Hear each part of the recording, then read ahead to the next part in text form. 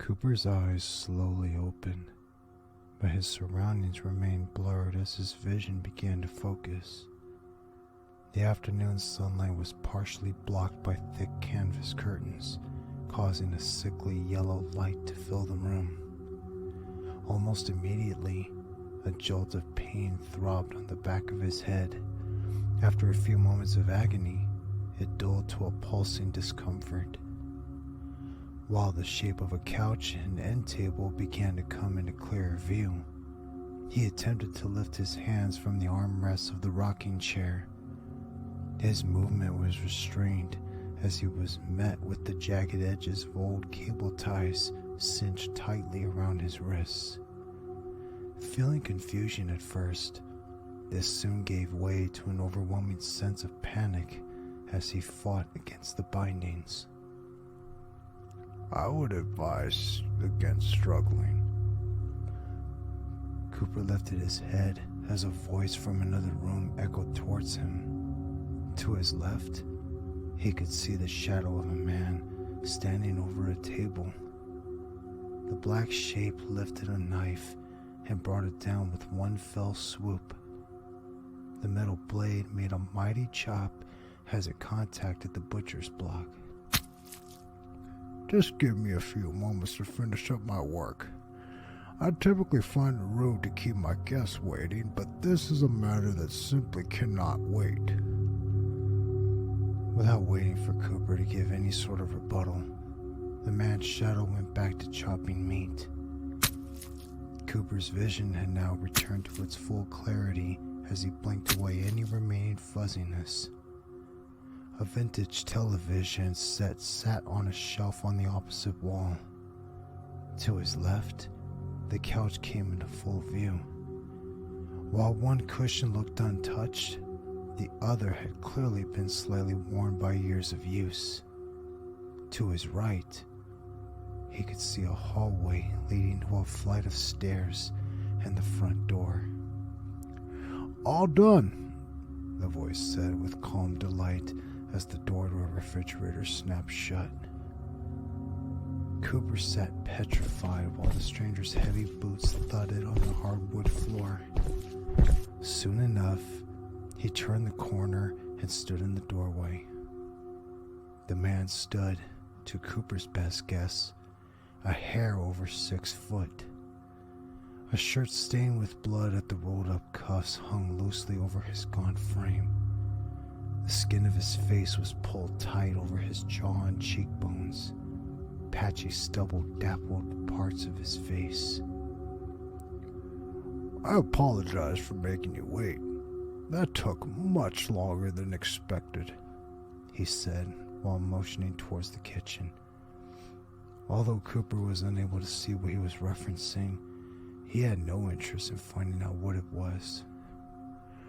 Dinner's on the stove and should be ready in a few minutes. I take it you'll be joining me? Cooper looked down at his wrists and then back up at the man. I guess I don't really have a choice, now do I? This caused the man to let out a bellowing laugh and slap his knee. While he made a spectacle of himself, Cooper sat in silent observance. Let me tell you something, Cooper. You certainly aren't like any of the others that have been here. You have a sense of humor. You may look bored in your driver's license photo, but you seem to be anything but. Still chuckling, the man walked out of the room and returned to the kitchen. Cooper heard him open a cabinet and pull out plates and silverware with a rattle. While he set the table for dinner, Cooper looked around the room and studied his surroundings more. The sun was sinking lower, causing the light being filtered by the curtains to now be slightly tinted orange. Although the house was likely decades old, the stranger obviously took good care of it. Every surface was free of dust, and the floor lacked any imperfections, save for a few stains here and there. All right, everything's set. The man returned from the kitchen with a small paring knife clenched in his slender fingers. A wave of fear swept through Cooper as his imagination raced at the possibilities that lay ahead. His eyes went wide as they locked on the knife. In turn, the stranger lifted his empty hand in a sign of calming. Oh, don't worry. I'm not going to use this to hurt you, unless you don't follow my instructions. He knelt in front of Cooper and slipped the blade between the cable tie and the leg of the chair. Now, I'm going to cut you free so you can come sit at the table for dinner. You're only to walk from this chair to the place I set for you. I don't want to have any trouble, but trust me when I say that things will get real ugly real quick if you cross me. Got it? Cooper simply nodded and continued to remain motionless. The man slit the blade and cut the tie. He continued to cut the others until Cooper was no longer restrained. Standing up, the stranger motioned for Cooper to join him in the kitchen. Please walk slowly, and remember, no funny business. Cooper listened and walked to the kitchen and sat down in his new seat without any new problems. As he tucked the chair under the lip of the table, his captor approached the seat on the opposite end. Before sitting down, he withdrew a large pistol from his waistband and placed it next to his silverware. This is the first time I didn't have to use this on one of my guests. They typically make a run for either the front or back door. If you happen to look at the floor in the living room, you should have been able to tell that they never made it far. The more I get to know you, the more I like you, Coop. Cooper gave a forced grin while his mind raced with images of numerous other victims being gunned down, no less than 10 feet away from where he sat. At least that explained the stains on the floor. The visions unsettled him, but he made sure to keep his composure. Whatever situation he was in, he needed to remain calm if he had the slightest hope of getting out of this mess intact. Is it alright if I call you Coop? I don't want to seem informal, the man said while scooping mashed potatoes onto both plates. That's fine. What do you want me to call you? Cooper asked while attempting to keep his composure. The task was growing more and more difficult as time went on. Oh, how rude of me. I forgot to introduce myself. You can call me Gunner. Cooper gave him a confused look as Gunner slid a plate loaded with food in front of him. It was my father's idea to name me that. I never questioned my old man.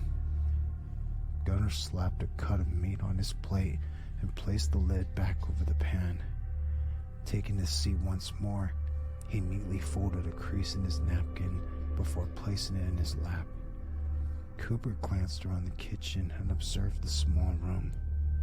The dishes Gunner had used to cook dinner were already washed and drying in a rack next to the sink. All dishes and food items were hidden away in cabinets, leaving the kitchen spotless.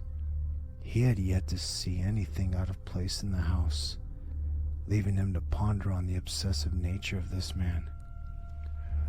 Coop, I'm gonna make you a deal. I didn't shackle you to that chair because you didn't attempt to run from the living room. If you continue to behave yourself, I'll consider letting you off easier than I intended. Cooper stopped cutting his food and looked up from his plate.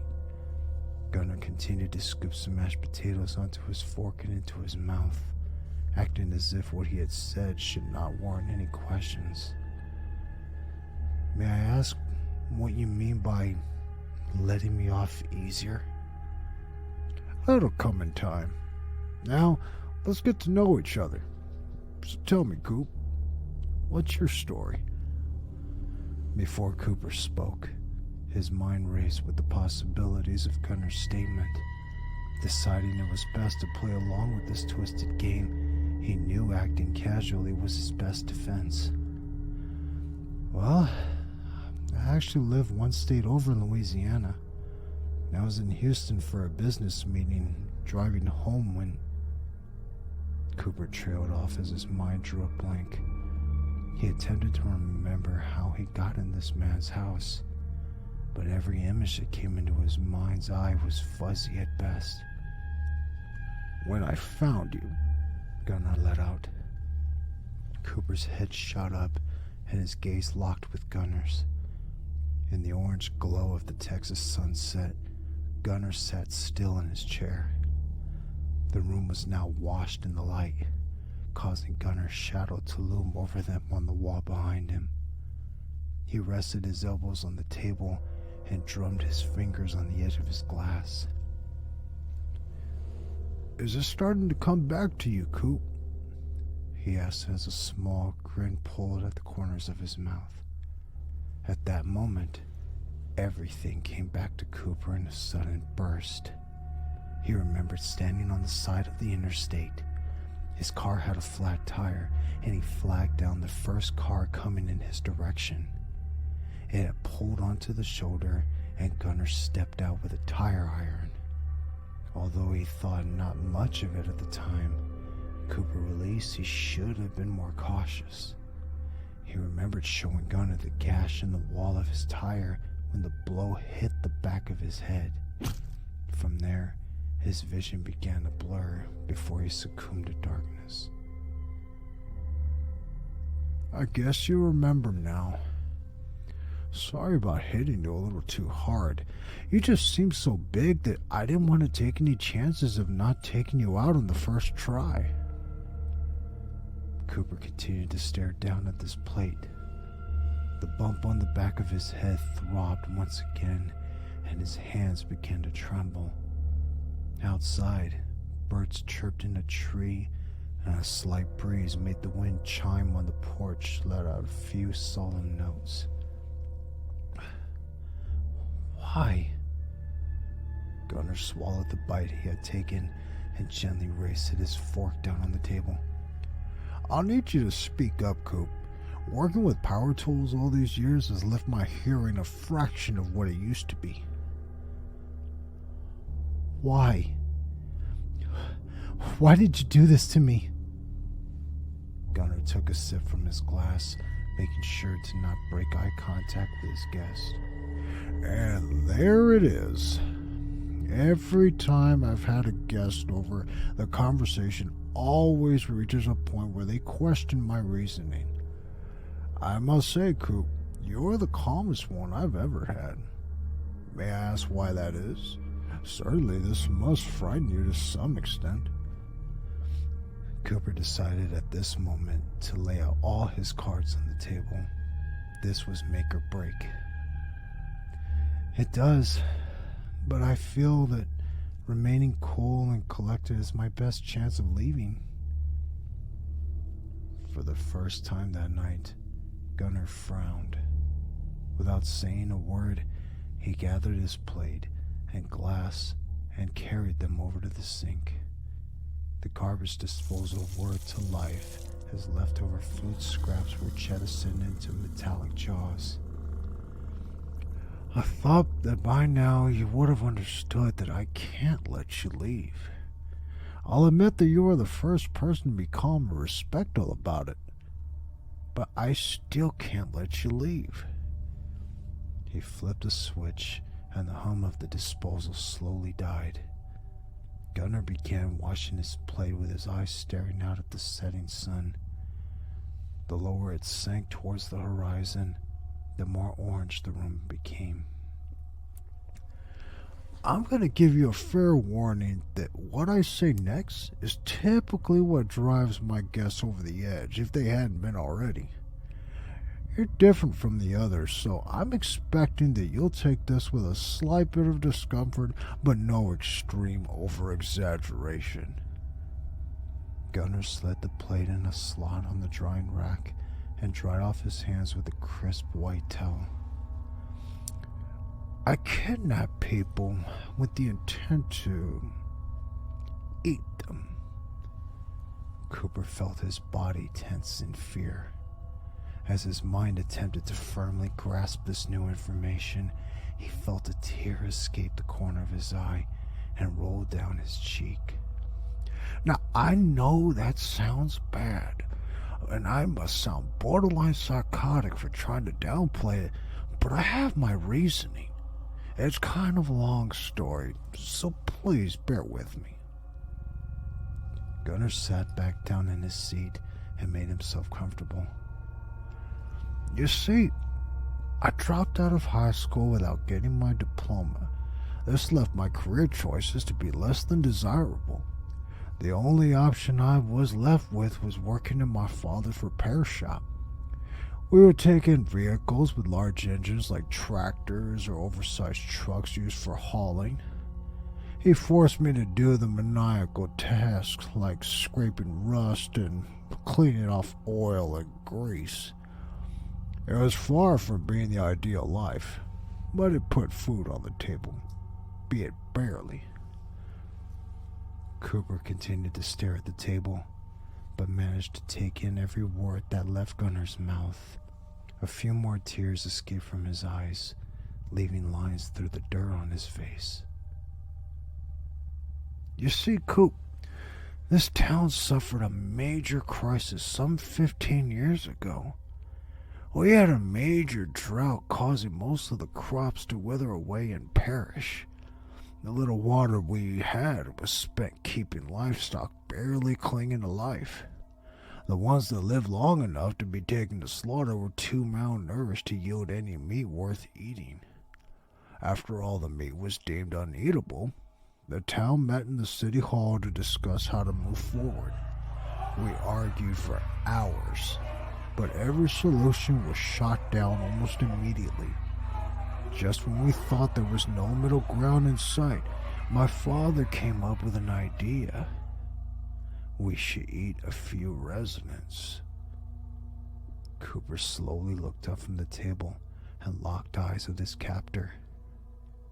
He explained that we should only eat what was necessary for the town's survival. The Wakers would sacrifice themselves for the betterment of the townspeople. At first, no one said a word. As I looked around the room, a few people stared at my father with blank expressions. Some glared at him with bewilderment and disgust, while others didn't really know how to react to such a horrid recommendation. Eventually, a few people spoke up in agreement of the idea, causing those opposed to start a shouting match. My father slammed his fist on the table and received everyone's full, undivided attention. He suggested putting it to a vote. When he asked for those in support to raise their hands, roughly a quarter of the town did so. When asked for those opposed to vote, another quarter of the town raised their hands, leaving almost half the town undecided. Suddenly, gunshots rang out throughout the room. Everyone who had voted in opposition slumped forward into their seats. Some people screamed, some people cried, some sat in complete calm. My father had arranged the whole ordeal before the meeting.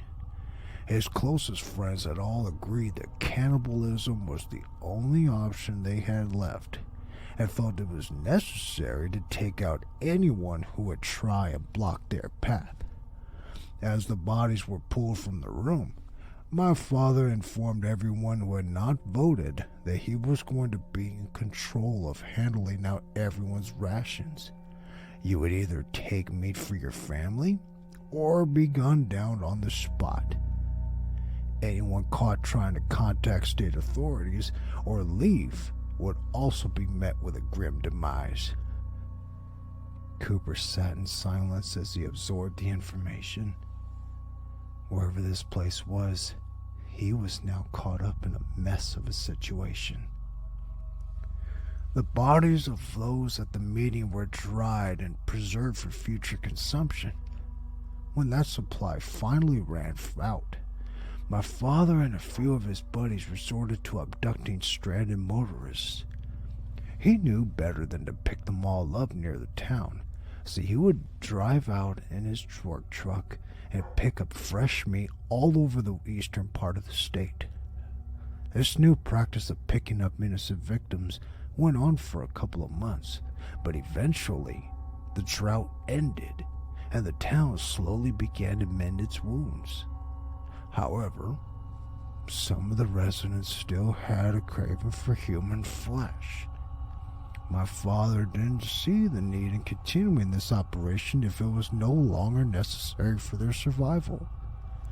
He made a deal with those who still wanted the meat that he would supply them with it on special occasions, like Christmas, the 4th of July, or someone's birthday. Lifting the pistol from the table and pointing it square in the center of Cooper's chest, Gunnar chuckled to himself. Oh, if it's any consolation to you, you're a gift for a girl who's celebrating her 16th birthday tomorrow. She's been looking forward to it for months now, and I'm sure you won't disappoint her. Gunnar laid down the pistol and walked over to the refrigerator. Opening the door, he withdrew 2 beers. He popped the caps off into the trash can and set one down in front of Cooper. I really do like you, Coop.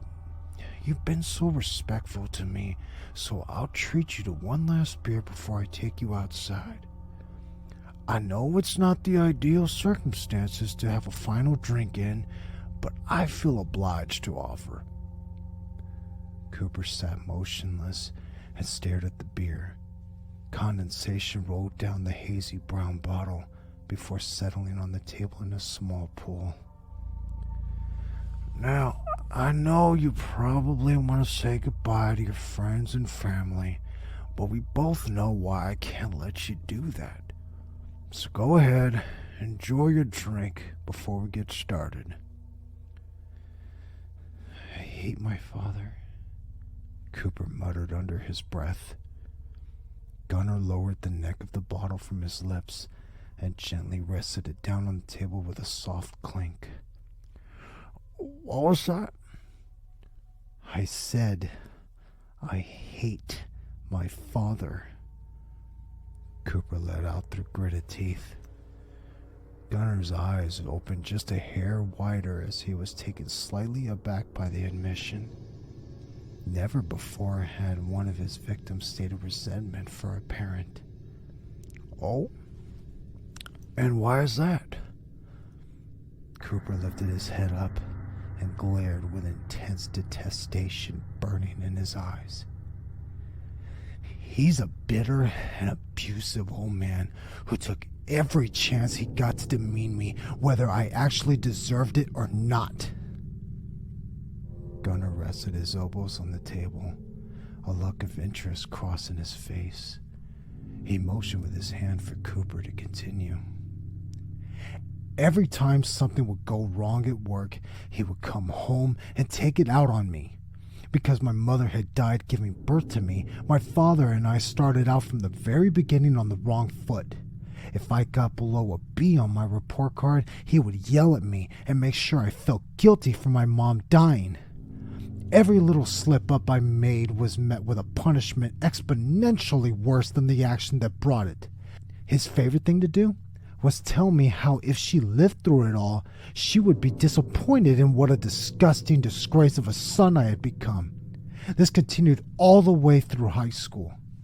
When it was time for me to choose the career path I wanted to take, he forced me to study engineering just like him. I wanted to go into something like medicine or physical therapy. I wanted to feel that I was directly bettering someone's life, but he wanted to hear nothing of it. He was paying for my tuition and held that over my head and used it as leverage. As miserable as it was, I got my degree and found a job. We both work at the same firm, but I feel to this day that he wanted me to be an engineer just so he could continue to abuse me at work. I make good pay, but I'm not exactly happy. Gunnar remained silent and attentive. So to answer your question in a lengthy way, no, I don't want to say goodbye to my father. He's a monster. And I wish him the cruelest fate imaginable. I'm no saint, but compared to him, I'm close enough. I just wish that horrible man gets what he deserves in the end. Gunnar sat in silence for a few moments. After letting his mind process its thoughts, he finished off the last of his beer. He walked over to the trash can and discarded it. Staring out at the window, he watched as the last orange slivers of the sun vanished over the horizon. What if we make sure he does? Cooper turned around and gave Gunnar a puzzled look. What are you suggesting? I'm gonna make a deal with you, Coop. I like you. I really do. If you can get your dad to come here, I'll let him take your place. Of course, you still can't go home, but you can live here with me. I know it may not be the most ideal situation for you, but hopefully you'll find it better than being served at the party tomorrow. I'll give you a few minutes to think it over, so go ahead. I'll do it. Gunnar turned around with a slight look of bewilderment at how quickly Cooper had made up his mind. Are you sure? Cooper gripped the edge of the table tightly at the thought of his father finally getting the treatment he deserved. After all these years, vengeance was within his grasp. Without saying another word, he nodded. Well then, I'll give you the phone. Go ahead and give him a call and ask him to come pick you up. Gunnar turned and pulled the phone from the receiver mounted on the wall.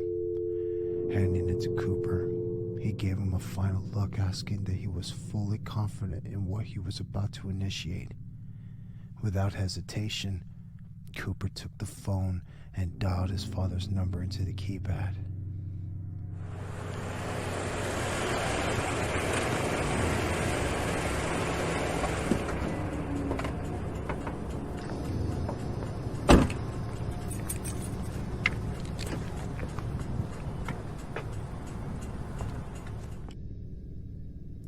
I hope you're happy with yourself. I had to reschedule my whole day as well as tomorrow to come out and get your ass back home. Cooper's father slammed the door to his car shut and marched towards the front porch. Cooper stood on the steps with his hands in his pockets and his head hanging low. Gunnar stood in the doorway, watching in quiet observance. You'll be reimbursing me for the gas I wasted hauling that trailer out here to take your car home. Cooper nodded his head and didn't say a word.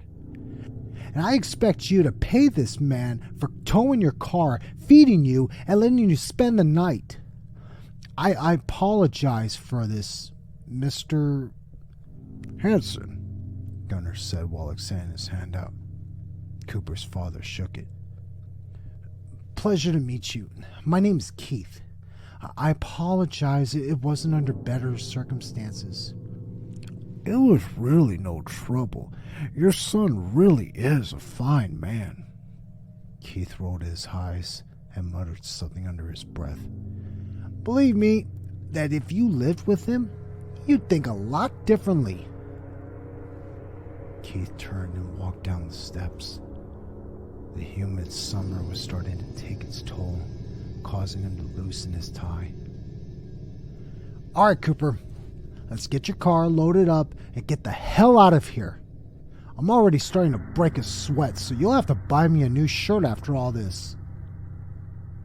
Keith stepped onto the grass and started in the direction of Cooper's car behind the house.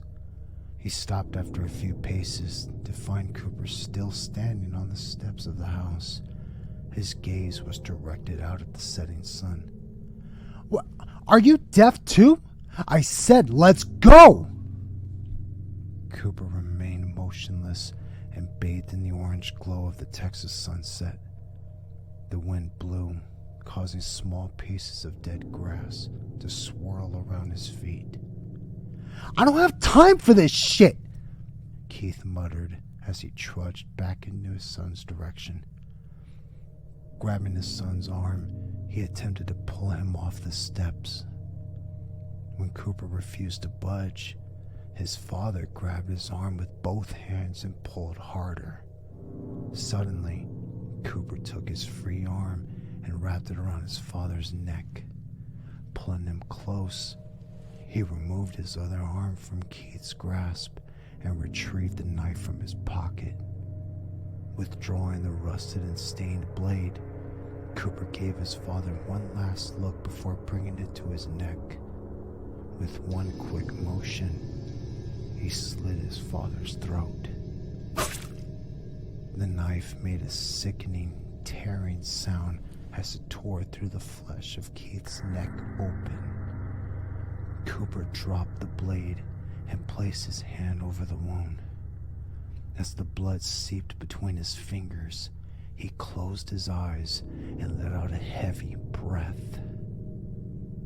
The warm crimson fluid flowed down the back of his hand and soon meandered around his arm before seeping into his shirt sleeves. Opening his eyes once more, Cooper watched as the life slowly fled his father's eyes. Keith slowly lifted an arm and brought his hand up to his son's face. His fingers lightly caressed his cheek before his body began going limp. Cooper removed his hand from his father's throat as his body collapsed and he plummeted to the ground. Nice job, son. Quick, but painful, Gunnar let out from behind him. Cooper turned, keeping his face expressionless. Let's go ahead and bring him to the barn so we can drain before we serve him tomorrow. You need any help? Cooper stood over his father's body as blood continued to gush from the jagged slit in his neck. It pulled under his head, turning the dirt and grass underneath the dark brown. I'll handle it myself. Without saying another word, Gunnar walked ahead to open the barn doors. Cooper grabbed his father's ankles and pulled the body through the grass, leaving a trail of blood in his wake. With each step, the sun sank lower in the sky. The wind blew and the crops swayed in the heat. Nearing the barn, Cooper dropped Keith's ankles, causing his legs to slam onto the ground and kick up a small cloud of dust. He retrieved the length of chain lying next to the door and brought it over to his father. Wrapping the chain around his ankles, he fastened the loop over the hook at the end and pulled the bundle taut. Behind him, Gunnar pulled the doors open as they groaned on their hinges. The smell of oil and old wood flooded out, filling Cooper's nose with something else besides the smell of blood and grass. The light hanging over the entrance to the massive barn flickered to life with a loud crackle. It hummed and began to draw in bugs. Gunnar propped the doors open with 2 chunks of concrete and leaned against the frame. Motioning for Cooper to follow him inside, he vanished into the darkness. Cooper looked out at the horizon as the sun finally vanished, leaving him surrounded by darkness, save for the light on the barn. Cicadas buzzed around him as they welcomed the slightly cooler weather of the night. Lifting his blood-stained hand up to his nose and inhaling deeply, Cooper smiled and pulled his father into the barn.